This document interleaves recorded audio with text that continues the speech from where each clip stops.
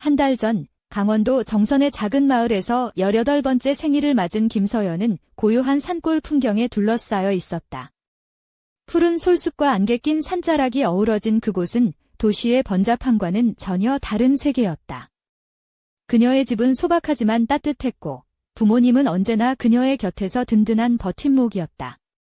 어머니 박미영은 마을 초등학교에서 역사 교사로 일했고 아버지 김동현은 체육 선생님이자 마을 사람들에게 사랑받는 온화한 분이었다. 서연은 외동딸이었다. 그 덕분에 늘 특별하다고 느꼈지만 가끔은 외로움도 함께했다. 14살 때부터 동물을 사랑하기 시작했고 특히 개에게 마음이 끌렸다. 어느 날 TV에서 강원도 산골마을을 배경으로 한 다큐멘터리를 보고 인간과 개 사이의 영적인 연결고리에 매료되었다. 그녀는 커다랗고 듬직한 개를 꼭 키우고 싶다는 꿈을 품었다. 그 꿈은 봄날 어느 따뜻한 토요일에 이루어졌다. 부모님은 정선 근처의 동물보호소로 서연을 데려갔다. 수많은 강아지들 중에서 그녀는 한 마리의 진돗개를 발견했다. 하얀 털이 부드럽게 빛나는 그 개는 꿀빛 눈동자를 가지고 있었고 걸음걸이는 마치 산의 왕자처럼 당당했다. 이름은 백호였다. 서연은 처음 그를 안았을 때 눈물이 났다. 연보라색 작은 꽃무늬가 수놓인 여름 원피스에 발에는 간단한 샌들을 신었고 머리는 느슨하게 묶은 따은 머리였다. 백호가 그녀의 손을 냄새 맡으며 꼬리를 흔들었고 그 순간부터 둘은 뗄 수 없는 존재가 되었다. 백호와 함께한 날들은 마법 같았다. 저녁이면 오래된 나무 소파에 나란히 누워 갓 구운 쌀떡과 계피 냄새가 가득한 집 안 공기를 마셨다. 백호는 서연의 무릎 위에 머리를 얹었고 그녀는 그의 부드러운 털을 몇 시간이고 쓰다듬었다. 그는 명령을 금방 익혔지만 무엇보다 그녀의 침묵을 읽는 듯했다. 슬플 때면 조용히 다가와 코로 살며시 그녀를 어루만졌다. 가을 어느 날 서연은 가장 좋아하는 옅은 파란색 원피스를 입고 있었다. 소매 끝에는 은은한 자수가 있었고 은색 작은 귀걸이는 어머니가 선물한 것이었다. 마을 강변 공원을 산책하던 중 백호가 갑자기 멈춰 서더니 반대편 강가에서 활발하게 걷는 흰색 시베리안 허스키를 바라보았다. 백호의 근육이 긴장했고 갑자기 달려나갔다. 백호, 기다려. 서연이 소리쳤지만 바람의 목소리가 사라졌다. 그녀는 젖은 풀밭에서 미끄러질 뻔하며 뒤를 쫓았다. 백호가 멈춰서서 헐떡이며 그녀를 바라보았다. 그 눈빛에는 죄책감과 혼란이 섞여 있었다. 그날 밤 서연은 흰색면 잠옷에 꽃자수가 수놓인 것을 입고 샤워 후 젖은 머리를 그대로 두고 있었다. 백호는 침대 발치에 누웠다. 그녀가 등불만 켠 방에서 그의 등을 쓰다듬자 백호가 떨기 시작했다. 단순한 추위가 아니라 무언가 깊은 곳이 건드려진 듯했다. 그의 눈빛은 인간처럼 집중적이었다. 서연은 이불 속으로 몸을 웅크리고도 그의 따뜻한 숨결과 존재감을 느꼈다. 방 안에는 낯설지만 위험하지 않은 신비로운 기운이 감돌았다. 그날 밤 서연은 잠을 이루지 못했다. 그건 두려움이 아니라 설명할 수 없는 감정 때문이었다. 이튿날 아침, 백호는 침대 옆에 앉아 그녀의 눈을 똑바로 응시했다. 그녀의 잠옷끈이 살짝 내려가 어깨가 드러났고 백호의 시선에 얼굴이 붉어졌다. 그날 하루 종일 그녀는 그 시선이 잊히지 않았다. 며칠이 지나도 겉으로는 평범했지만 백호의 존재감은 점점 더 깊어졌다. 그는 단순한 반려동물이 아니었다. 그와 함께 있으면 세상이 천천히 움직이는 듯한 느낌이었다. 서연은 자신도 모르게 그의 발걸음, 숨소리, 시선을 기다리게 되었다. 어느 날 부모님이 강릉에 계신 할아버지 댁에 가시면서 서연을 집에 혼자 두었다. 공부하고 일찍 저녁 먹고 문단속을 단단히 하라는 당부를 남기고 떠났다. 서연은 고개를 끄덕였지만 마음은 온통 백호에게 가 있었다. 보라색면 소재의 긴 소매 원피스에 레이스가 달린 옷에 크림색 부드러운 실내화, 물결치는 흘러내린 머리카락을 하고 소파에 앉았다. 백호는 그녀 발치에 머리를 기대고 있었다. 그의 눈빛은 다정하면서도 뭔가 기대하는 듯했다. 잠시 후 백호가 일어나 문 쪽으로 다가가 코로 살짝 밀었다. 딸깍 문이 닫혔다. 서연은 몸이 먼저 반응했다. 목덜미가 찌릿하고 다리까지 전율이 흘렀다. 백호를 바라보자 그는 우아하게 몸을 돌려 다가왔고 마치 초대를 하듯 고개를 살짝 숙였다. 손을 떨며 내밀자 그의 털은 부드러웠지만 이번엔 뭔가 달랐다. 마음 깊은 곳을 어루만지는 듯한 느낌이었다. 백호. 그녀가 속삭였다. 그는 소매가 흘러내린 팔에 코를 살짝 대고 따뜻한 숨을 느끼게 했다. 두 눈을 감았다. 두렵지 않았다. 오히려 오래된 신비로운 무엇인가가 깨어나는 듯했다. 그가 몸을 그녀 옆에 붙이고 다리를 감싸며 그의 가슴 위에 손을 얹었다. 심장이 강하게 뛰었고 그녀의 숨결도 맞추었다. 완전한 침묵 속에 그녀는 그를 꼭 껴안았다. 그의 목에서 나는 흙내음과 숲내음은 너무나 현실적이었다. 갑자기 그의 눈빛이 그녀와 마주쳤다. 그녀는 자세를 고쳐 앉았고 백호는 소파에 머리를 허벅지에 기대며 누웠다. 그의 코끝이 옷을 스치고 따뜻한 숨결이 전율을 일으켰다. 그건 욕망이 아니라 이름 붙이기 어려운 감정이었다. 호기심에서 시작해 깨달음으로 이어지는 기묘한 전율. 그날 밤 두 사람은 소파에서 함께 잤다. 그녀는 옆으로 누워 머리를 쿠션에 대고 그의 따뜻한 체온과 숨결을 느꼈다. 아침 햇살이 레이스 커튼 사이로 들어왔다. 서연이 몸을 돌리자 백호가 이미 깨어 그녀를 바라보고 있었다. 잠옷끈이 어깨에서 흘러내려 약간 드러난 피부를 그의 눈이 따라갔다. 그녀는 얼굴이 붉어져 급히 몸을 가렸다. 그의 시선은 단순한 동물의 그것이 아니었다. 무언가 친밀한 비밀을 간직한 듯 했다. 백호는 이제 단순한 반려견이 아니었다. 그는 생생한 수수께끼였다. 서연은 그를 생각하지 않을 수 없었다. 그의 시선, 몸짓, 그녀 곁에 앉는 자세 모두가 그녀를 사로잡았다. 그럼에도 부모님은 아무것도 눈치채지 못했다. 어머니는 여전히 학교 수업에 몰두했고 아버지는 마을 아이들 체육 수업을 진행했다. 서연은 일상과 공부를 이어갔지만 마음은 온통 백호에게 있었다. 어느 흐린 12월 날 서연은 백호와 마을 뒷산 협곡을 걷기로 했다. 짙은 파란색 울 드레스를 입고 허리에 가죽 벨트를 두르고 어깨에 전통 문양이 수놓인 망토를 걸쳤다. 부드러운 갈색 스웨이드 부츠를 신고 차가운 바람을 맞으며 산길을 걸었다. 백호는 묵묵히 그녀 옆을 따랐다. 나무가 우거진 평지에 도착해 담요를 깔고 앉았다. 백호가 따뜻한 몸을 그녀 옆에 붙였다. 구름 낀 하늘 아래 차가운 바람이 망토 밑으로 스며들었다. 백호가 갑자기 일어나 그녀 뒤로 와 몸을 감싸 안았다. 넌 도대체 뭐야? 서연이 속삭였다. 이젠 그냥 개가 아닌 것 같아. 그녀가 그의 등에 머리를 기대자 그의 숨결과 심장 박동이 느껴졌다. 갑자기 그의 앞발이 허리 양옆에 살며시 닿았다. 차가운 전율이 등골을 타고 내려갔다. 백호가 천천히 그녀의 드레스 아래쪽 장식 부분을 코로 스쳤다. 백호. 그녀가 떨리는 목소리로 말했다. 그는 물러서지 않고 깊은 눈빛으로 물었다. 정말 괜찮은 거야? 서연은 조심스레 몸을 돌렸다. 거절이 아니라 두려움이었다.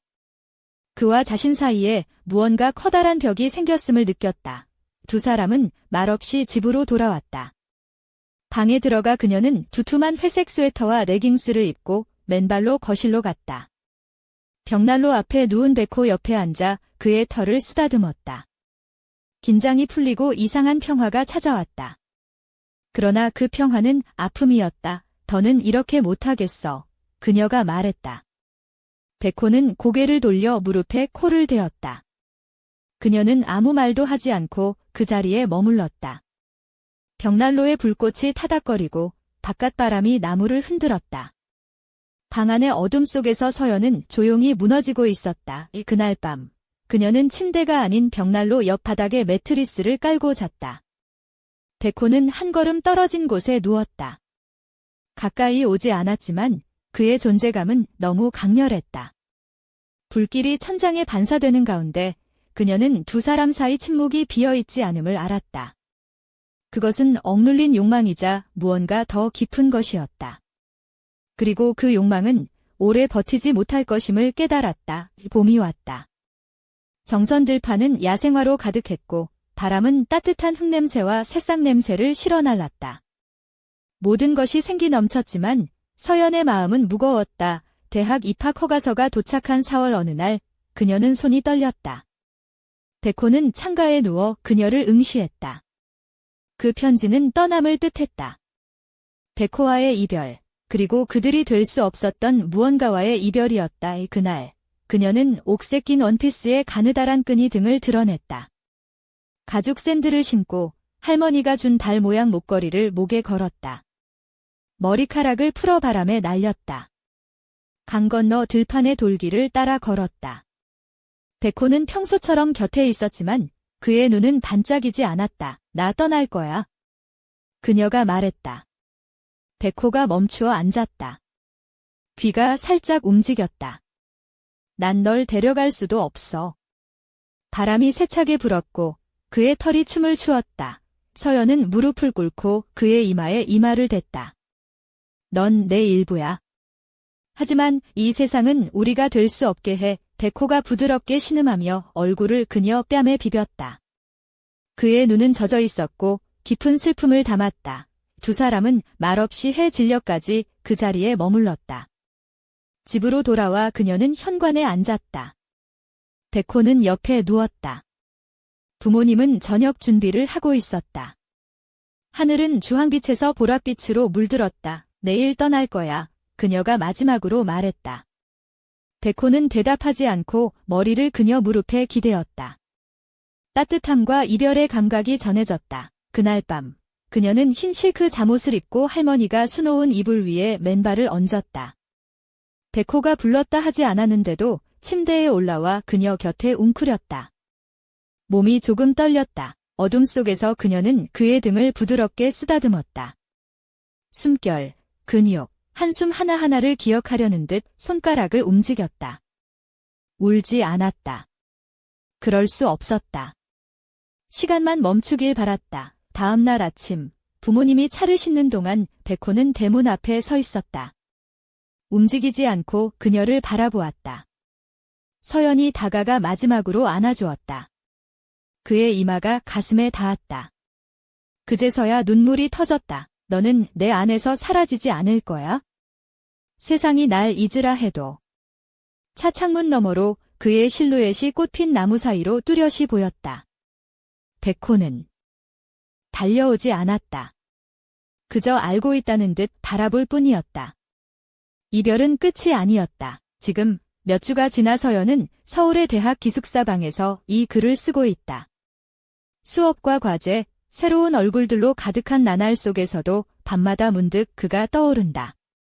그의 온기, 침묵, 존재감이 느껴진다. 가끔은 꿈에서도 그와 마주친다.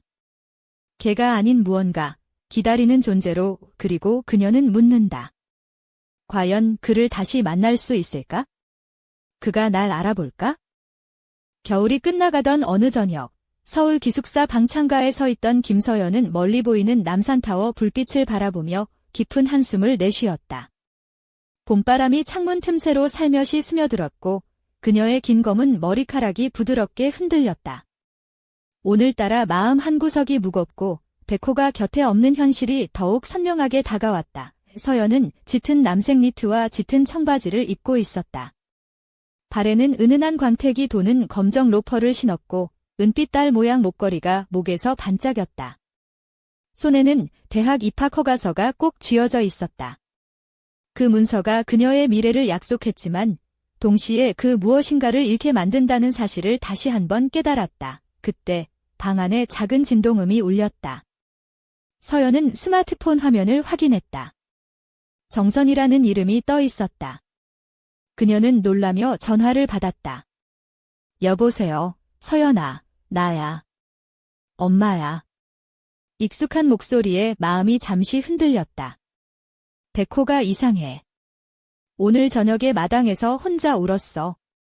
뭔가를 찾는 것 같아. 서연은 말을 잇지 못했다. 엄마. 괜찮아요. 내가 곧 갈게요. 전화를 끊고 가방을 챙기기 시작했다. 마음은 급했지만 몸은 천천히 움직였다. 백호가 혼자 울다니 그가 무언가를 말하려 하는 걸까? 정선행 버스에 몸을 실은 그녀는 창밖을 보며 중얼거렸다. 백호, 넌 대체 무슨 말을 하고 싶은 거야? 버스가 산길을 오르며 어두워진 하늘에 별빛이 하나둘 나타났다. 서연의 머릿속엔 지난 겨울 협곡에서 있었던 그 이상한 순간들이 떠올랐다. 백호가 허리 쪽에 앞발을 살며시 올렸던 그 느낌, 그의 눈빛에 담긴 질문.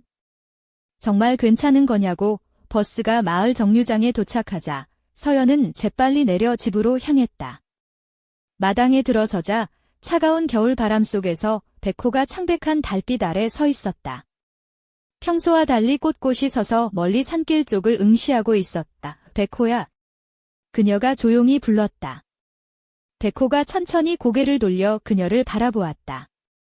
그 눈빛은 여전히 인간처럼 깊고 무언가를 간절히 전하려는 듯했다. 그 순간 산 너머에서 희미한 빛이 반짝였다.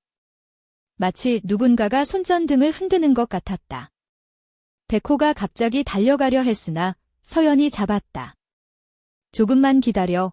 내가 같이 갈게. 두 사람은 마을 뒷산으로 향했다.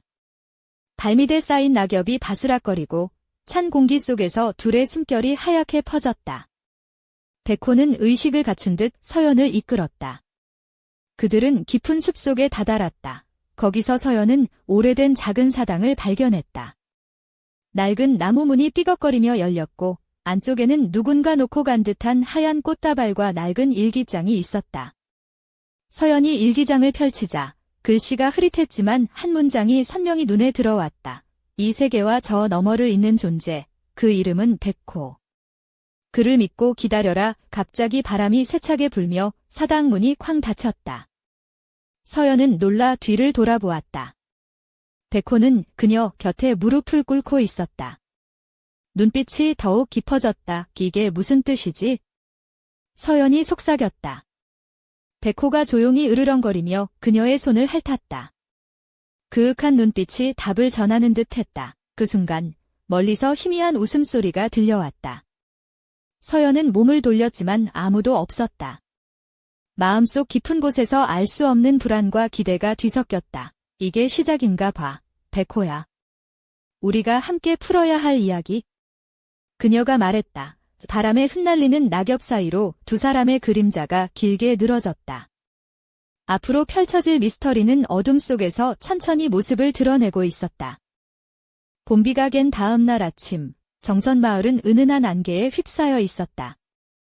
김서연은 부드러운 크림색 블라우스에 연한 베이지색 와이드 팬츠를 입고 발에는 은빛 플랫 슈즈를 신었다.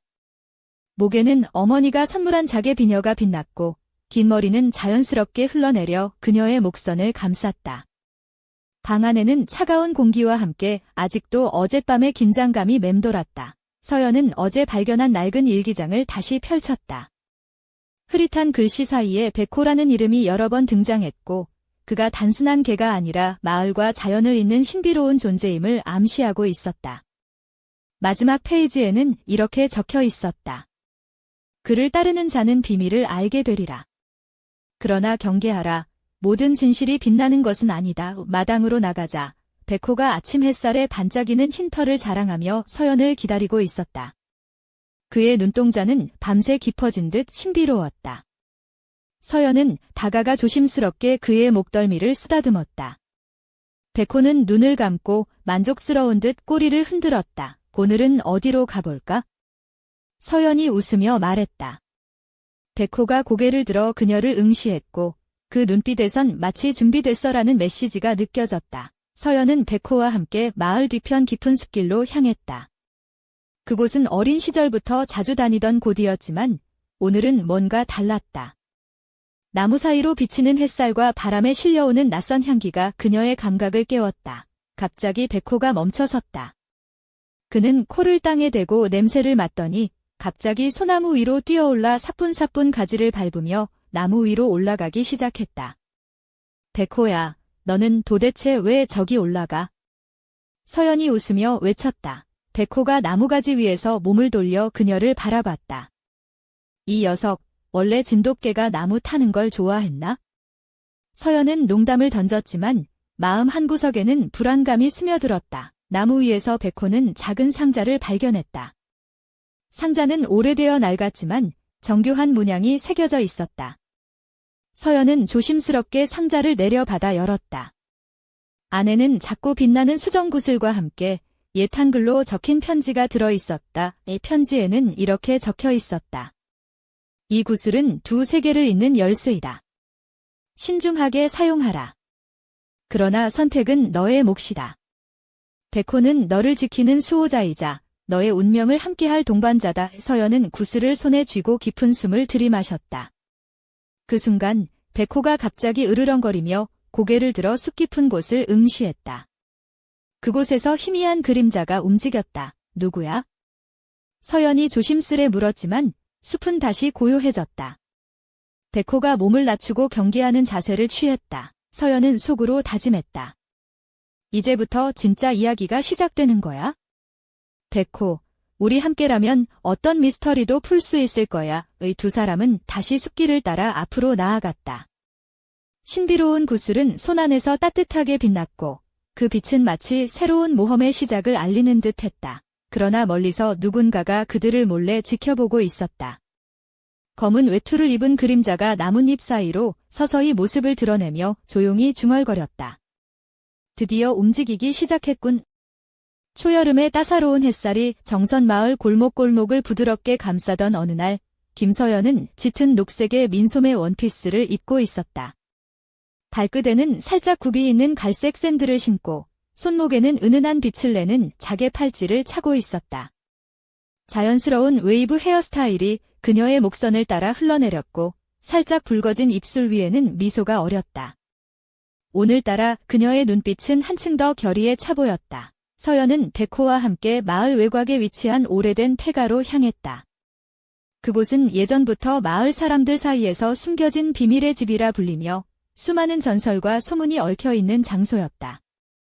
바람에 낡은 나뭇잎들이 사각거렸고 오래된 나무 문은 삐걱이며 살짝 열린 채였다. 백호야, 오늘은 내가 앞장서 줘야 해. 서연이 속삭이자 백호는 우아하게 고개를 끄덕이며 문턱을 넘었다. 그의 긴 하얀 털이 햇빛을 받아 반짝였고 걸음걸이는 마치 신비로운 수호자처럼 당당했다. 폐가 아는 오래된 나무 냄새와 먼지, 그리고 잊혀진 시간의 흔적들로 가득했다.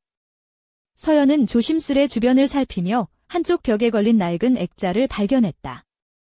액자 속 사진에는 젊은 시절의 한 남자와 그의 진돗개가 함께 찍혀 있었다.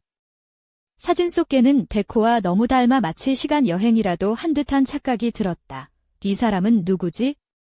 서연이 중얼거리자 백호가 갑자기 으르렁거리며 벽 너머 어둠을 향해 몸을 돌렸다.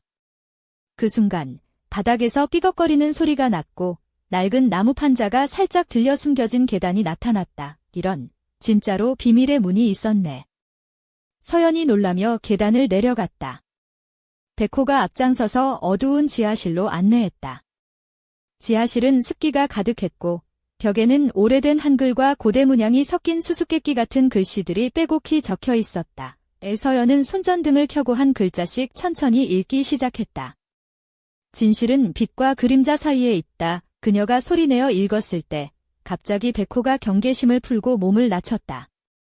그리고는 그녀에게 다가와 머리를 살짝 내밀며 코끝을 그녀의 손등에 문질렀다. 백호, 너도 뭔가 느끼는 거지? 서연이 부드럽게 물었다. 그 순간 지하실 한쪽 벽이 미끄러지며 비밀의 방으로 연결되는 문이 열렸다. 안에는 작은 상자와 함께 오래된 두루마리가 놓여 있었다. 서연은 떨리는 손으로 두루마리를 펼쳤다. 거기에는 이렇게 적혀 있었다. 너와 백호는 운명으로 묶였다. 이 세상과 그 너머를 잇는 연결고리. 그러나 운명을 선택하는 것은 너의 마음이다. 빛을 따를 것인가, 그림자에 머물 것인가. 서연은 숨을 깊이 들이마시며 백호를 바라보았다. 그의 눈동자에는 결연함과 동시에 묘한 슬픔이 섞여 있었다. 우리, 이제부터 진짜 싸움이 시작되는 거야. 그때 갑자기 지하실 입구 쪽에서 발걸음 소리가 들려왔다. 누군가가 다가오고 있었다. 서연은 긴장한 채 백호와 함께 어둠 속을 응시했다. 문이 서서히 열리며 검은 외투를 입은 그림자가 모습을 드러냈다. 드디어 만났군. 서연아. 낮고 차가운 목소리가 울려 퍼졌다. 서연은 숨을 고르며 대답했다. 넌 누구지? 왜 우리를 따라다니는 거야? 그림자는 미소를 띠며 손을 들어 어둠 속에서 작은 빛을 꺼내 보였다. 진실을 알고 싶다면 준비해야 해. 이건 단순한 시작일 뿐이니까. 백호가 경계하며 으르렁거렸고 서연의 심장은 빠르게 뛰기 시작했다. 미스터리는 점점 더 깊어지고 있었다. 여름의 무더위가 시작된 어느 저녁, 김서연은 화려한 연분홍색 민소매 원피스를 입고 있었다. 목선이 살짝 드러나는 디자인에 발에는 은은하게 반짝이는 골드 스트랩 샌들을 신었고 손목에는 어렸을 적부터 간직해온 은재 팔찌가 반짝이고 있었다. 긴 머리는 부드러운 웨이브로 흘러내려 그녀의 목덜미를 감싸며 은근한 매력을 더했다. 그녀의 눈빛은 결연하면서도 어딘가 불안한 빛이 감돌았다. 서연은 낡은 지하실 문 앞에 서 있었다. 그곳에서 만난 검은 외투의 남자는 이미 사라진 뒤였지만 그의 말이 머릿속을 맴돌았다. 진실을 알고 싶다면 준비해야 한다. 준비란 무엇일까? 그녀는 백호를 바라보았다. 백호는 긴 하얀 털을 뒤로 늘어뜨린 채 언제나처럼 그녀를 지키려는 듯 조용히 옆에 있었다. 백호야, 우리 이제 끝까지 가보자. 서연이 부드럽게 속삭였다. 백호는 꼬리를 천천히 흔들며 응답했다. 그날 밤, 서연은 집 뒤편 산속 깊은 곳으로 백호와 함께 향했다. 달빛이 숲 사이로 은은하게 비추고 바람은 나무 잎사귀를 살랑이며 신비로운 노래를 불렀다. 그녀는 어두운 남색 긴팔 셔츠와 검은 레깅스를 입고 발에는 튼튼한 등산화를 신었다. 손목에는 은빛 자개 팔찌를 감싸 안았다. 숲길을 걷던 중 백호가 갑자기 멈춰서서 나무 사이로 무언가를 응시했다. 그의 눈동자는 사람처럼 깊고 빛났다. 서연은 숨을 죽이고 백호 뒤를 따랐다. 그들은 오래된 돌다리 앞에 도착했다. 다리 아래로는 맑은 계곡물이 졸졸 흐르고 있었다. 여기가 바로 그곳인가? 서연은 속삭였다. 백호가 몸을 낮추며 다리 밑 어두운 틈새를 향해 코를 내밀었다. 그 순간 돌다리 밑에서 희미한 빛이 반짝였다. 서연이 조심스럽게 손을 뻗자 차가운 수정구슬이 그녀의 손에 닿았다. 구슬은 손 안에서 따뜻하게 빛났고 주변의 공기가 달라지는 듯 했다. 이게 그 전설 속의 열쇠. 서연은 놀라움에 말을 잇지 못했다. 갑자기 숲속에서 불빛 하나가 빠르게 다가왔다. 서연과 백호는 긴장하며 그 빛을 바라보았다. 빛은 점점 가까워졌고 결국 검은 외투를 입은 남자가 나타났다. 그 구슬을 손에 넣었군. 그의 목소리는 차갑고 단호했다. 너희 둘이 선택한 길은 쉽지 않을 거야. 서연은 굳은 결심으로 대답했다. 어떤 위험이 닥치든 나는 물러서지 않을 거야. 백호와 함께라면. 남자는 고개를 끄덕이며 미소 지었다. 좋아. 이제부터 진짜 시험이 시작된다. 백호가 갑자기 으르렁거리며 몸을 낮췄다. 서연은 그의 등을 쓰다듬으며 마음을 다잡았다. 주변 숲은 고요해졌고 두 사람과 한 마리의 개는 새로운 운명을 향해 걸음을 옮겼다. 그러나 숲 깊은 곳, 어둠 속에서 또 다른 그림자가 서서히 모습을 드러냈다. 그 눈빛은 차갑고도 날카로웠다. 그들이 선택한 길, 과연 끝까지 갈 수 있을까? 그리고 그 순간 멀리서 들려오는 한 줄기 바람소리에 실려온 낮고 깊은 목소리가 울려 퍼졌다. 운명은 이미 결정되었다.